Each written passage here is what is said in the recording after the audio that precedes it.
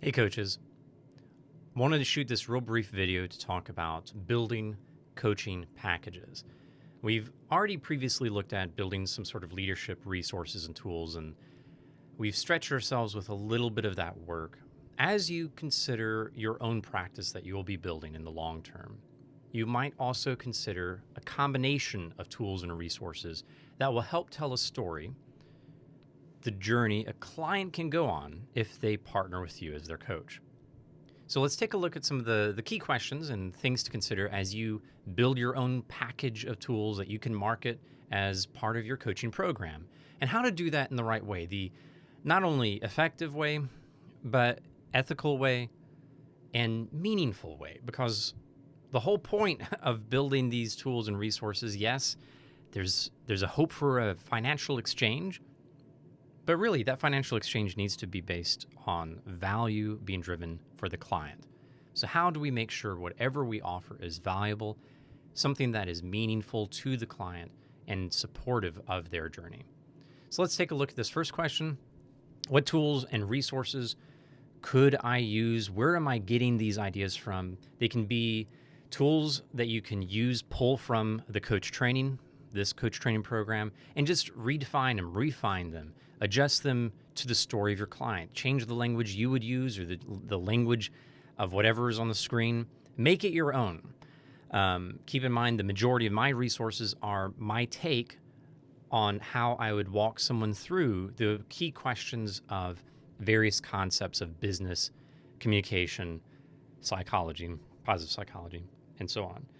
So just make it your own. Don't claim it as your own necessarily, but make it align with the client and their story. Resources that can be based on your own professional experience. These are classic resources that are going to be based on your journey.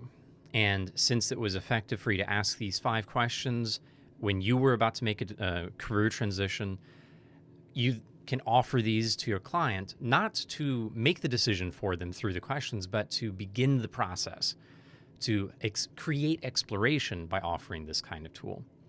We could look at creating frameworks from research, whether that's psychology, other domains, the experience in business, concepts from business, and build frameworks. These are not ways to steal from others, but to point at others' work and explore those concepts well. So we always want to point to that work we are pulling from and honor that. Oftentimes we might even offer some of those resources and videos to point people over to Crucial Conversations or Thinking Fast and Slow and Flow and so on and so forth. But the framework we build is a simple step-by-step chart, series of questions, visualization, and so on that helps us think about similar concepts in a tool.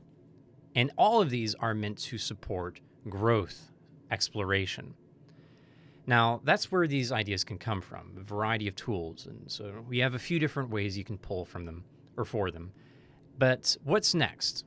What do you choose? How do you choose between all of the different resources from your background, from business, from this coach training? Because there are a ton. There are so many resources, even in any given coach training that features some sorts of tools and frameworks. A lot of coaches get overwhelmed. They feel like there's too much to track. How am I supposed to keep these all in mind and practice them effectively? And when you consider building your own set and series of resources, it can become even more overwhelming. So to narrow the scope, first start with considering who your perfect, ideal client would be. This is the type of individual that you're not looking for just them, but considering their standard ideal journey that you would be supporting, what types of resources would be most helpful for that journey. Now, you can have a couple of ideal clients that you use to do this thinking process. Each ideal client might be a different coaching package. Someone who is the ideal client going through a career transition, an ideal client looking at retirement, an ideal client looking to become an executive in an organization. What are the various aspects of their journey, even creating maybe a persona of that person so that you can look at their life and consider what tools and resources would I need if I were in their shoes? What kinds of questions would I be asking if I were in their shoes? And what frameworks can help them unpack those challenging questions effectively? So what resources might they need if they want a more structured approach? And I do want to stress, not everyone wants a structured approach. Not everyone needs a structured approach. But oftentimes those who are less familiar with coaching do benefit from at least getting the sense that this is a structure that they can follow, something more reliable. As a person gets into the coaching process, that reliance can go down, which is really the goal. But we want to have something to offer for those who want to know that the journey they're on has a tool or framework, a series of tools and resources that fits their story. So next, though, how do I actually go and create a marketable package of resources? And these are the core questions. We want to consider the keywords your client might be using to search for help. What would they be putting into Google? Think about, how do I blank kind of questions, and consider arranging your tools, maybe blog posts, videos, podcasts that feature these tools and resources. Paste that keyword or key question all over the place in this content that you're building. And you do need to have some sort of website. You do need to have some sort of marketing copy, some place where these keywords, the language of the client, can be found, because that's how they will be searching. And even if they are coming to your website by referral, they want to get to that website and see their story in front of them. It does require some market research. It does require some prototyping to get some perspective from those who are in your ideal market. So consider looking through, as you think about that ideal candidate, that ideal client, where are they most active? What social media are they most active on? Or where can they be best found?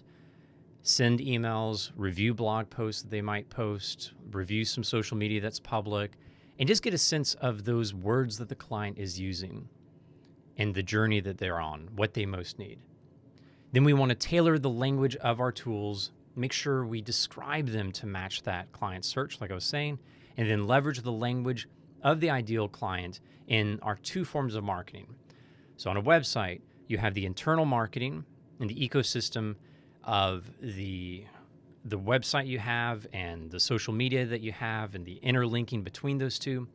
And then the external marketing is your outreach to other coaches and cross-pollinating, or other experts in different similar fields, and kind of showing up on each other's content, podcasts, blog posts, and so on, as well as just your standard external marketing, creating ads and creating some sort of funnel that brings people to some light awareness, probably word of mouth as you get started, over to your website for them to make a decision and close towards sales. This is a very large process, and not everyone in the coaching space wants to take this type of journey. You might be more interested in just working with organizations. For me, this is my preference, to be an organizational coach, one that works within a company in a corporate sponsored coaching environment, partnering with that company to work with other companies. So that's my journey. I do have lots of tools. I've run this type of show in the past, and it's valuable, but I just personally don't like that type of business work myself.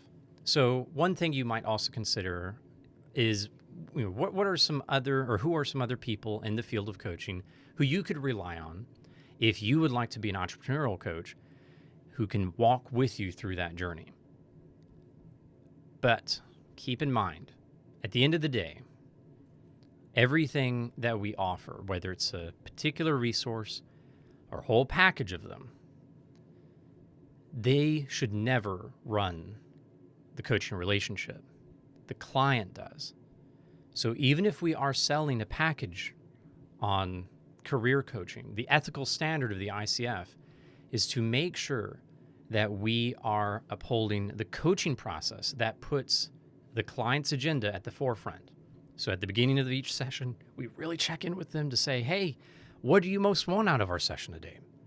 If we do that, then they can come in with their own agenda, a separate agenda that might not be related to a tool in our package. And we just rely on the coaching process because that is valuable in and of itself. And we can, if needed, go back to that structure of a set of tools and resources. I hope this is helpful to begin this process of thinking for you if you're interested in building a package of tools and resources. And we'll talk a little bit about any questions you might have about this type of work in our live session. I hope you have a great rest of your day. Thank you for being intentional about reaching out to others when it comes to your coaching. And thank you for coaching.